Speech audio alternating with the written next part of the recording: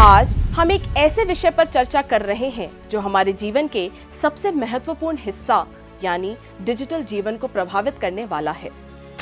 भारत सरकार ने हाल ही में draft information technology digital code नियम 2026 का प्रस्ताव रखा है।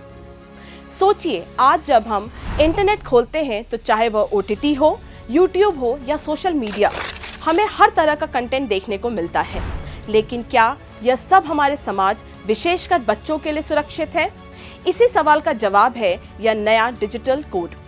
यह नियम मुख्य रूप से हमारे ऑनलाइन अनुभव को सुरक्षित, सभ्य और जवाबदेह बनाने के लिए लाए गए हैं।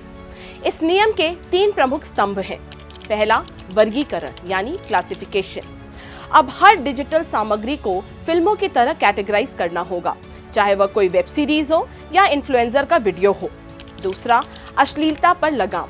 सरकार ने अश्लीलता यानी ऑब्सेनिटी की परिभाषा को और स्पष्ट किया है। ऐसी कोई भी सामग्री जो यौन शोषण को बढ़ावा देती है या समाज की नैतिकता को बिगाड़ती है, उसे अब कड़ी पाबंदी का सामना करना पड़ेगा। तीसरा, प्लेटफॉर्म की जिम्मेदारी। अब सोशल मीडिया और OTT प्लेटफॉर्म यह कहकर पल्ला नहीं झाड़ सकते कि कंटेंट उन्होंने नहीं बनाया है। उन्हें एक शिकायत निवारण तंत्र बनाना होगा और सरकार या कोर्ट के आदेश पर हानिकारक कंटेंट को तुरंत हटाना होगा। इस ड्राफ्ट में सबसे ज्यादा जोर बच्चों की सुरक्षा पर दिया गया है। चाइल्ड सेफ मोड और उम्र सत्यापन यानी एज वेरिफिकेशन जैसे फीचर को अनिवार्य करने की बात कही गई है, ताकि हमारे बच्चे उस कंटेंट से दूर रहें जो उनके मानसिक विकास के लिए सही नहीं है। लेकिन हर सिक्के के 2 पहलू होते हैं। जहां ये नियम हमें सुरक्षा देता है, वहीं कुछ विशेषज्ञों ने अभिव्यक्ति की आजादी यानी फ्रीडम ऑफ स्पीच को लेकर चिंता भी जताई है। सवाल यह है कि कहीं नियमों की आड़ में क्रिएटिव फ्रीडम को दबाया तो नहीं जाएगा? क्या सरकार का नियंत्रण जरूरत से ज्यादा बढ़ जाएगा?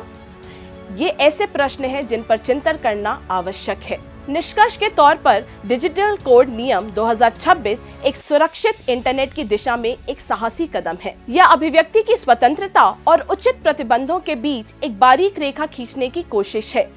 एक जिम्मेदार नागरिक के रूप में हमें तकनीकी के साथ साथ नैतिक मूल्यों को भी डिजिटल दुनिया में अपनाना होगा। नियम सिर्फ पाबंदी के लिए नहीं है, बल्कि सुरक्षा के लिए होने चाहिए। अगर यह नियम सही ढंग से लागू होते हैं तो यह भारत के डिजिटल भविष्य को एक नई और स्वस्थ दिशा में लेकर जाएंगे। सभ्य समाज वही है जहां आजादी के साथ जिम्मेदारी का भी एहसास हो। आइए हम सब मिलकर एक सुरक्षित और जिम्मेदार डिजिटल भारत का निर्माण करें।